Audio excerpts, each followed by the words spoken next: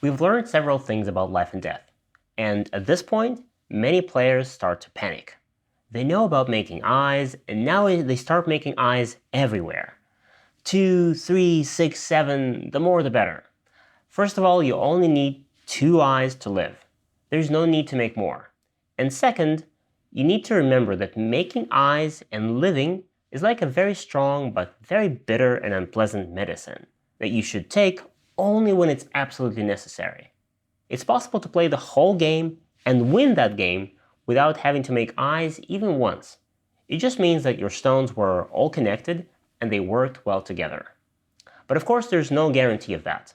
And sometimes you might find yourself in a situation when your group is isolated and surrounded, and you have to defend and make 2 eyes. So how do you know when you have to defend and make eyes, and when there's no need to do that? That's actually a very difficult question, and even strong players sometimes make mistakes answering it. But I'll try to give you a little tip that you can use as a guide or as a little direction pointer to help you answer this question. So here it goes. If your group has 8 or more points of territory inside, probably it means it's quite strong and you don't need to defend it right now.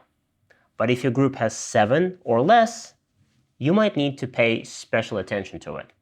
And if it gets surrounded, maybe you'll have to defend this group and make 2 eyes now. Let's see some examples. Black has a group in the corner, but do we have to defend it? Let's check. 1, 2, 3, 4, 5, 6, 7, 8 points inside. So according to our theory, black doesn't have to defend. Black plays elsewhere. And of course, now white tries to invade. So let's say white plays something like this. Black probably doesn't even need to respond to this, but just to make sure it's safe, black connects. And if white tries anything, black just makes an eye in the corner. White plays from the outside, black defends. Now black has 1 eye in the corner and 1 eye right here. Black is alive. And see, nothing really changed here for black. Black still has 1, 2, 3, 4, 5, 6, 7, 8 points. But let's try a different invasion for white.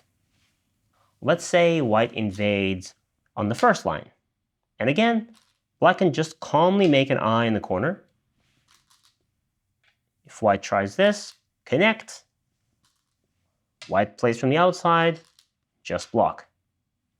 And we're back to the same position. Again, black started with 8 points, and we still have 8 points here. So all of these moves don't really affect the territory. Now let's see another example. In this position at the bottom, white just played here, this way disconnecting the black groups. And this black group is now locked in the corner. So now you need to think, does black have to defend here right now? If we use our life hack and count the points, we'll see that black has 1, 2, 3, 4, 5 points inside. That's less than 8. Black probably needs to defend.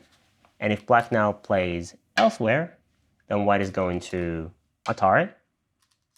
And if black now connects, white can push again, and it's clear that black can't make 2 eyes inside. Black will die. So knowing this, black needs to make life now. Black can do it like this, just by making 2 eyes, or black can play more actively, like this. If white now wants to disconnect black, white will Atari, black will connect, white connects, and now let's check if this black group is in fact alive.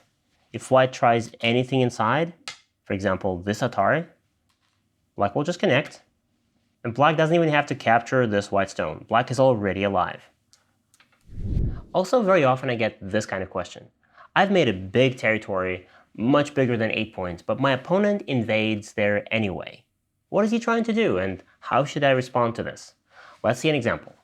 Here, black has 15 points, which is a lot more than 8, and yet white makes an invasion right in the middle.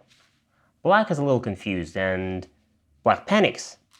He attaches on the first line, forgetting that this is not what you should do. Atari. He attaches again, forgetting that this is the corner and it's dangerous. White captures. Black tries to squeeze these stones. White extends. And all of a sudden, white is alive. Black has lost 15 points, and not just that, but because Black is also surrounded on the outside, Black doesn't have 2 eyes anymore, which means that this whole Black group will probably be captured. All of this will become White's territory. Black is stunned. At this point, he just wants to quit playing Go. How could this happen? And he's right. This was not supposed to happen. Let's see how Black should have handled this. When your opponent makes this kind of invasion, you have to know this. When a group has 2 eyes, it's alive and everything is perfect.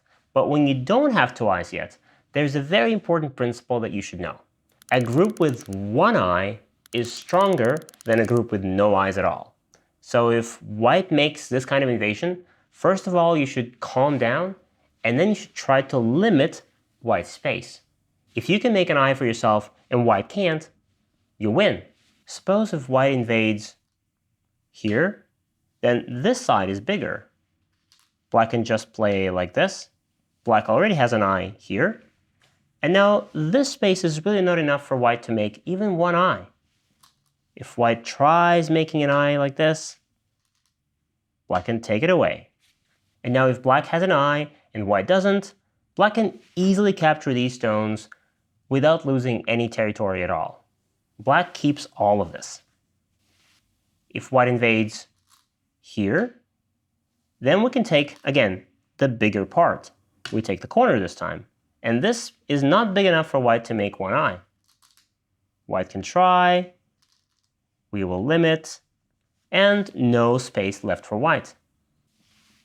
And if White invades right in the middle, then you should usually go for the corner because it's easier to make eyes there. You can attach here, and even if White plays like this, you can pull back, and here's Black's eye. White can try to make an eye here, but Black can poke like this, and when White connects, Black can play like this, and White doesn't have enough space to make 1 eye. Black has 1 eye, White doesn't, Black is alive, and White is dead. Once again, Black keeps all of the territory.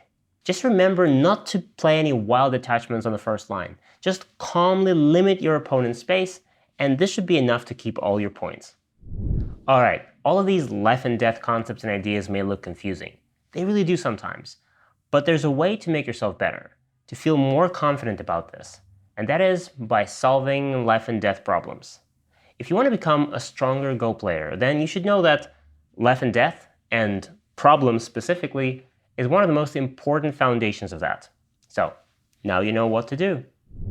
By the way, you can also watch these lessons on our platform, gomagic.org. Except there, you'll watch them with interactive quizzes right within the lessons and practical exercises right after them. And if you enjoy watching these Go videos and you don't want to miss others like this one, go smash that like button, subscribe to our YouTube channel, and this is Go Magic.